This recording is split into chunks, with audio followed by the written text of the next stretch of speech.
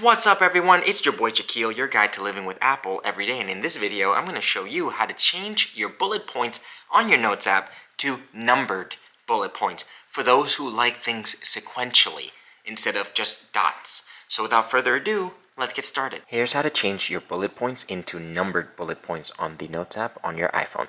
You want to open your Notes app, you want to click on that paper and pen symbol. And then, so while you're here, that bar that you see there, you want to scroll to the far right, and then with the three bullets, you want to press it and you change it. So you press number and this is it. That simple. Now, just to show you the other ones, it changes it to dash and it changes it to bullet. So this is bullet. And then if you want to change it to dash, this is dash. This. And if you wanted to do numbered, this is 3.